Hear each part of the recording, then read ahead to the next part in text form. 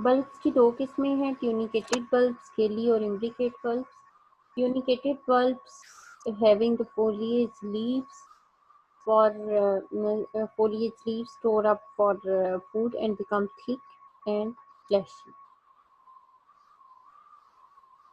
और इसमें सारी की सारी जो लीफ बेसेस हैं वो कंसेंट्रिक मैनर में एक दूसरे को ओवरलैप करेंगी। आउटर मोस्ट जो इसकी शीट होगी लीफ बेसिस वो कवरिंग का काम करेंगी और वो फूड स्टोरेज नहीं करेंगी, जिसकी वजह से वो ड्राई अप होके मेम्ब्रेनस कवरिंग बना देंगी and that membranes covering is called tunic. Tunic protects the bulbs against drawing up and mechanical injury. इसमें एग्जांपल्स हैं अनियन की, गार्लिक है और ट्यूलिप है। स्केली और इम्ब्रिकेट बल्ब को अगर हम देखें तो इसमें कवरिंग नहीं प्रेजेंट होगी, ट्यूनिक्स नहीं प्रेजेंट होंगे और इसमें disc bear two kind of leaves, the foliage leaves and scale leaves. Foliage leaves जो हैं वो खुराक बना के at the end of the season वो जब डाई अवे हो जाएंगे, the food material is stored up in the scale leaves which become thick and fleshy. Fleshy leaves overlap each other at their margins and there are no outer dry scales as in tunicate bulbs. A special bud is present in the center of the disc and there may also be one or more axillary buds. अब इसमें example है lily की। Stem tuber is also a modification of the stem. Stem tuber is a swollen underground part of the stem, जिसे हम आलू भी कहते हैं, and which serves both for storage of the food and vegetative propagation of the plant, as in potato plant. अब इसमें अगर आप आलू को देखें तो उसके ऊपर डिप्रेशंस होते हैं जिसको आप लोग नोड्स कह सकते हैं। अगर आलू काफ़ी देर तक ग्रोइंग सीजन में पड़े रहें, जो उनका रिप्रोडक्शन का सीजन है, तो वो जो उनकी आई भी आप उसे कहते हैं, वहां से प्लांट्स निकल आते हैं, लीव्स निकल आते हैं। अगर आलू के 2-4 टुकड़े करके आप जमीन में लगा दें तो वो वेजिटेटिव प्रोपगेशन का काम करते हैं, उससे पूरा एक पौधा बन जाता है। अब इसके अंदर plant in the potato plant several cylinder पतली पतली auxiliary branches arise from the basal underground portion of the stem and grow more or less horizontally outward. They bear scale leaves from the axils of which other branches are given off. The foliage leaves prepare food. जब उसमें foliage leaves से जो फालतू वो खुराक बनाते हैं अपनी ज़रूरत से, वो जाके टिप्स में आप in the tips of underground branches. अब अगर हम देखें तो ये देखें ये ब्रांचेस हैं और इनकी टिप्स के ऊपर ये पोटैटो बना हुआ है। तो ये आपने ज़रा याद रखना है कि इनकी टिप्स स्वॉलन हो जाती हैं अंडरग्राउंड और वहाँ पे आलू बन जाता है। The swollen tips of underground axillary branches are known as stem tubers.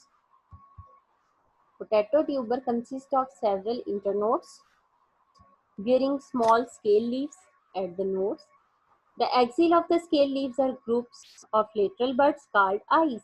आलू के ऊपर जो डिप्रेशंस होते हैं उसको आप आई कहेंगे और वो कहाँ पे होती है? Situated in the small depression. Depression होता है अंदर को धंसी हुई जगह। Each group of the buds represent a lateral branch with undeveloped internodes.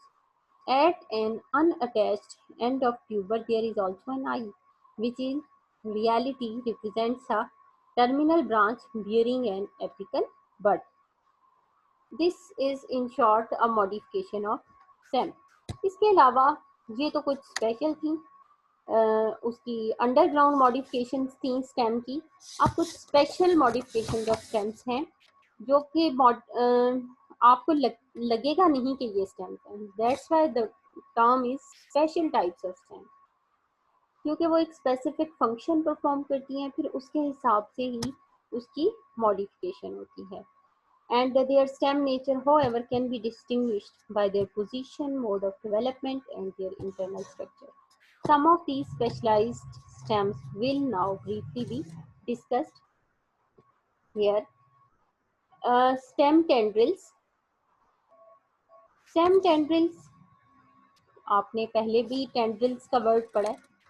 ये थ्रेड लाइक स्ट्रक्चर्स होते हैं, बारीक बारीक, और ये क्लाइंबिंग प्लांट्स के अंदर प्रेजेंट होते हैं। अगर तो लीफ से मॉडिफाइड होंगे तो उसे लीफ टेंड्रिल्स कहते हैं। अगर stems are modified into tendrils, then the structure is called as stem tendrils. The tendrils are often branched. They may be leafless or bear small scale leaves. They are sensitive to contact, and when apical part of the tendril touches a suitable support, it twines around it, and then whole tendril form a spiral which is like wire spring, draws the plant closer to the support. अब ये एक तो example थी stem tendril की, दूसरी example है फाइलोक्लेड्स and क्लेडोड्स। यहाँ पे हम थोड़ा सा देख लेते हैं इसको। अगर आप लोग सहराई पौधों को देखें तो वहाँ पर ये जो आपके सामने है ये आपको लीफ लग रहा है, ये पूरा का पूरा। It is not a leaf, it is a stem which is modified into a flattened structure. अब ये, और ये जो ऊपर आपको चीजें नजर आ रही हैं, these are the nodes of the stem, and this one is the growing point, and this plant is opuntia. These are stem spines, leaf spines. This is also growing point, and this stem is thick and fleshy. This flattened stem is called as succulent stem. Such leaf-like stems are called phylloklates. If they are composed of more than one internode, or cladodes if they consist of a single internode. अब देखें इसके दो हैं, आपको function तो समझ आ गया। Stems are flattened, green, perform the function of photosynthesis and prevent the water loss by transpiration.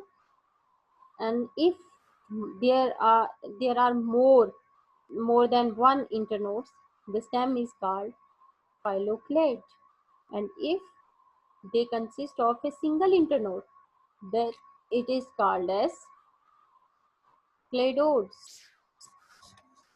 Phylloclades are found in Opuntia, for example in this. Certain euphorbias, numerous cacti which inhabit dry and sunny places. Cladodes occur in asparagus, which is also a, you can see this. This is cladode. This is flattened petule. Leaflets of composed leaf. अब अगर हम students देखें, cladodes occur in asparagus, which is also a desert plant. In Opuntia, the plant body consists of a flat green fleshy phylloclades, each of which consists of a large number of internodes. अगर यहाँ पर देखें, ये node है, ये node है, और ये बीच वाला डिस्टेंस क्या होगा, internode. In Butcher's broom, Ruscus, the phylloclades are green, flat and leaf-like. Each phylloclade arises in the axil of a small linear scale leaf which usually falls off, leaving a small scar. अब यहाँ पे अगर हम देखें इसको, जहाँ पे ये निकल रहा है, तो वहाँ पर एक जो है, यहाँ से ओरिजिनेट होगा, वहाँ पे स्कार होगा जो कि उसके स्केल लीफ का रेमिनेंट है. अब आगे देखें, अब यहाँ पर स्पाइन्स और थॉर्न, ये भी मॉडिफिकेशन है, स्टेम, स्पाइन्स और थॉर्न्स. अब वो उसी तरह से, क्योंकि प्लांट्स जो ड्राई हॉट प्लेसेस पे ग्रो कर रहे हैं, एक्सिलरी ब्रांचेस और sometimes the apices of the main shoot stop growing after some time and become hard and sharp pointed, जैसे ये है. अच्छा, ये देखें स्टूडेंट्स, ये जो है ये लीफ है, दिस इज स्टेम. अब ये जो एरिया है ना लीफ से स्टेम तक का, ये जो बीच वाला रीजन है, दिस इज कॉल्ड एक्सिल. अब यहाँ से अगर लीफ निकलेगा, एक्सिलरी लीफ, यहाँ से ब्रांच निकलेगी, एक्सिलरी ब्रांच. अब इसमें कहते हैं कि वो जो एक्सिलरी ब्रांच निकलेगी वो कुछ डिस्टेंस से नुकीली इस तरह से कन्वर्ट हो जाएगी, become hard and sharp pointed. These are known as stem spines. क्योंकि ये स्टेम है ना, उसकी शूट है, और इसको आप लोग कहेंगे हॉर्न्स, स्टेम स्पाइन्स और हॉर्न्स, और इसके अंदर वेस्कुलर बंडल प्रेजेंट होगा.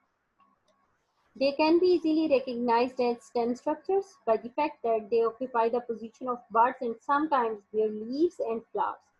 Frequently, the leaf which bears a spine in its axils falls off.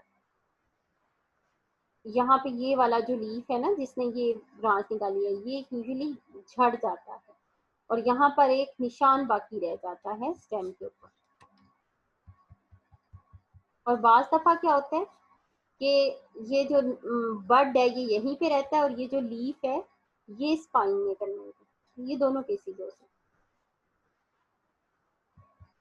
आप टॉरस और थैलमस, अगर हम आप गुलाब का फूल लें, उसके ऊपर से सब कुछ पत्ते सब कुछ झाड़ दें, तोड़ दें, पीछे आपको एक फ्लैटेंड डिस्क मिलेगी. अब वो जो डिस्क है, that disc is called as thalamus और torus. Flower is a specialized shoot which arises in the axils of a leaf called the bract. The enlarged tip of the stalk of the flower, which bears floral leaves, is called thalamus or torus. The floral leaves are modified foliage leaves. This is very important line.